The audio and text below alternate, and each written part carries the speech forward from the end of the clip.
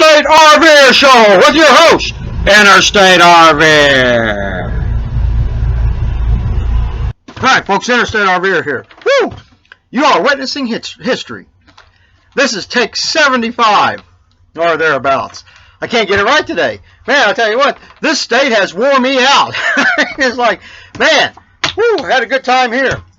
Alright, well, right now we're in Dunson, Louisiana. I kept calling it Dunson. I don't know what, but I guess we're about 92 miles from the Texas border, and you'll get the full update on that when we have the news. But right now, let's get to the rest of it.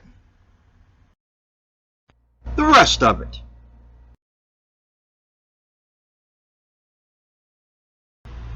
All right. Well, let's see what we here. Got some good ones here today. All right. Yeah, you hear this all the time. You know, especially around election time. You always hear the politicians saying this. They got to make it sound true. All right. It says here, if elected, I will not create any new taxes. The rest of it, because I'm going to double the old ones. All right. Yeah, I like that one. That's pretty good. All right. Boy, I tell you what, I've seen this more than enough times. All our auto service comes with a 100% guarantee. The rest of it, that you will be charged the maximum amount, fixed or not. And buddy, let me tell you what, there's been more than enough times for that. All right, number 3. This is good. You know, you gotta teach your kids early how to get ahead in life. Says here, the best way to have financial success in life is to work hard and get a good education. The rest of it, then sleep with the boss. All right. Well, all the women in my family did it. All right. Now, let's get to the next one. The Interstate Way. The Interstate Way. All right. You know, I talk a lot about about the bottled water there. That I don't go through all that mess of having to sanitize the tanks and put the water in there and all that. You know, and I'm definitely not going to drink it, even if it's potable water, because I mean, let's face it. You know, when I lived in a regular house on the street I lived in, we had literally about 18 to 25 water breaks a month in the fall and in the spring, because the ground shifted a lot where we were at, and a lot of times, you know, they'd have a boil order and you wouldn't know anything about it. You know, you'd come by and be like, oh man, you know, I'm feeling bad. How come? You know, and because you didn't see the notice for the boil order, and that's what's probably going to happen even if it's potable water. You don't know if there's been a pipe break. Or definitely you're not going to know if somebody, did something like, washed their sewer hose out and got some of it on there. I mean, so I don't even mess with that. I mean, I wash everything off real good to use it for shower washing things, and I said washing dishes, but I've only got one dish, and for toilet and hand washing. But not that I wash my hands in the toilet. I have a toilet and then wash the hands in the lavatory. But I get bottled water because I'm not gonna. There's nothing you can do that really can prevent any of that. Even if you filter it, you're not gonna get, everything out. It's just a big risk to do it. So why even worry about it? I buy 3 to 4. I like to get the 35 packs of bottled water, but most times you get the 24 packs. They're like $3. Not bad insurance. So, and that I cook with it and everything else. So that's the best way to go, is just to drink the bottled water, and it's healthier. At least, that's what they've been telling us. I don't know, but I don't know about the plastic bottles. They may be just as bad. But anyway, that's how I do it. I always drink bottled water. I mean, I don't mess around with drinking water out of the tap, or even cooking with it, like if I mix instant noodles or something. So that's that. So get on the bottled water and keep the germs at bay, because you're A-okay doing it the Interstate Way. Interstate RVer's news update.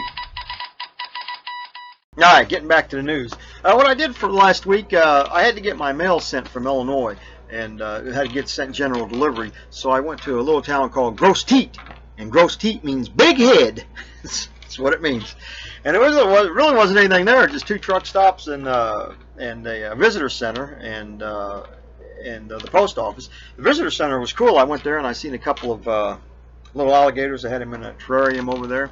And one of the truck stops was called Tiger Truck Stop in Gross Teat, and what it is, they had a live tiger on display. You know, he wasn't like in a pen. They have a zookeeper's license. He was actually in a rather large, elaborate setup. Had several different levels and places for him to go inside, heat and air conditioner, his own swimming pool, all kind of things for him to scratch on. You know, it was bars and everything like that, you know, and the only thing, you know, Tony the Tiger was his name. His name was Tony the Tiger, and he was 16 years old. They raised him from a baby. They'd had several breedings there that they'd raised. They'd had many baby tigers, and I guess they gave him to the zoos and stuff when they got older. And but he really didn't do much. I went there twice. The first day I was there, all he did was lay around, sleep. Second day I went there, he actually put forth some type of effort and lifted his head up and licked his chops. I guess he just got done eating a big steak. And he was sitting there. He probably felt a little livelier, although he didn't look too lively. I don't know, maybe he was drugged. I don't know what the deal was.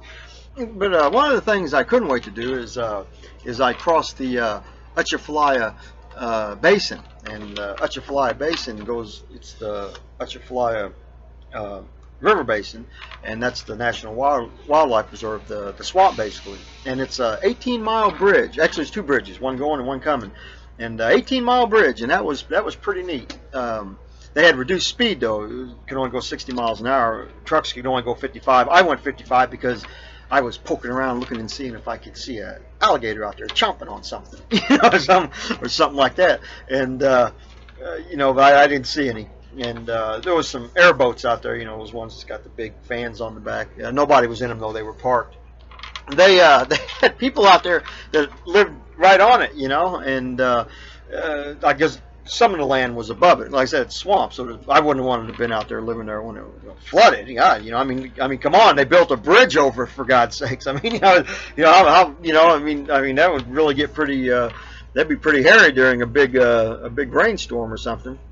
But no, it was neat. I couldn't wait to do it. I picked up one of the little things here before I went there at the place. It says, you know, how do you say Atchafalaya? And it says, starts like a sneeze, Atchafalaya.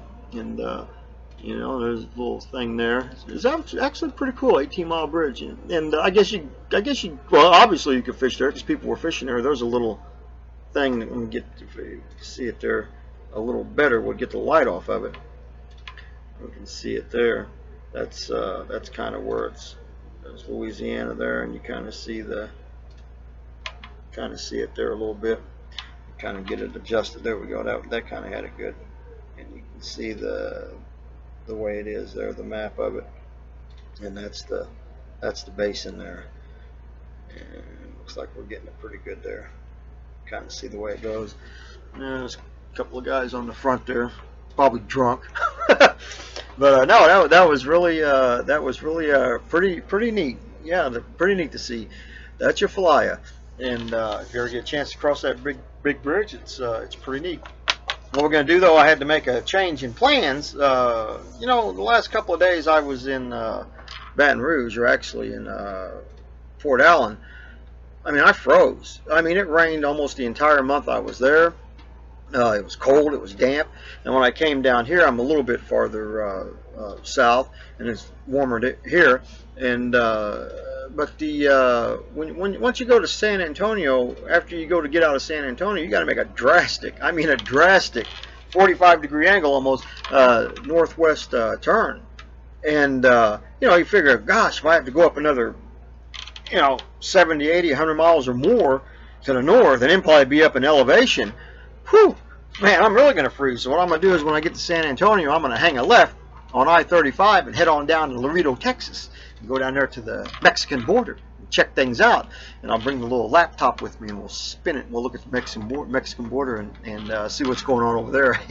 Probably Probably see the border guards will probably come up there with the laptops. Hey, what are you doing? What are you doing there? Trying to plan an escape route for somebody? Huh? What do you got going on there? But no, we'll see what happens. I'll sit there and bum around on I-35 for a while. And I do have a relative that lives in San Antonio. I haven't seen her in probably, God, since I was a small child. And you know, I might stop by and you know, stop at a truck stop and have her come out there. You know, I don't know where she lives at. You know, if I got the address, I wouldn't be able to. If I have to get on Google Maps and waste a bunch of gas to go there, they come to me and visit me if they want to. But yeah, that's what I'm gonna do. And then after that, then once I stay there, then I'm gonna have to go back to Illinois, and that, you know, that's kind of, you know, that kind of puts a crimp in things. But the reason I have to go back to Illinois is because I have type 2 diabetes, which is really under control now. Man, it's really good. My A1C is excellent. But you know, my medications are getting run out because me and the doctor, we get a 6-month prescription, but you know, I can only go 3 months because you figure it takes 3 months to get there.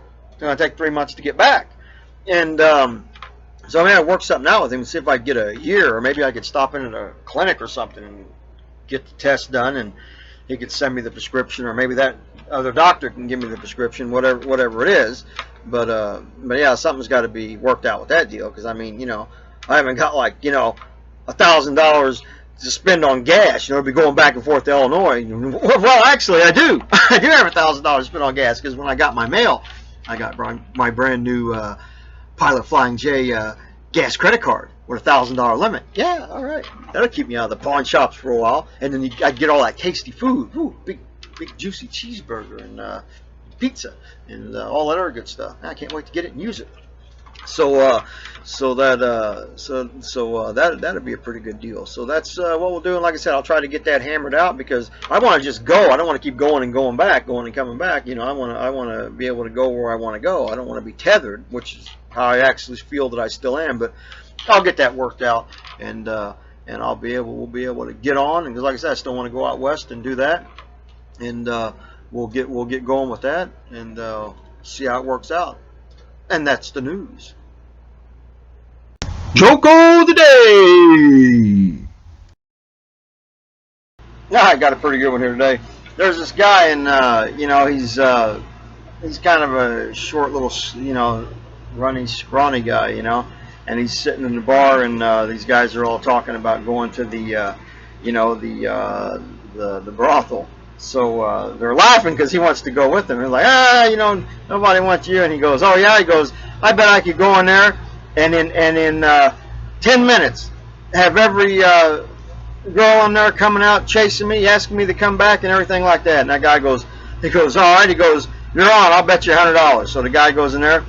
10 minutes later, he comes out, and all the girls come out with him, and they're like, oh, wait a minute, don't go, come back here. Where are you going? Come back here. And so, you know, the guy they were amazed. So they paid him his $100, and he goes, man, he goes, how did you do that? And he goes, it's easy. He goes, I didn't pay my bill.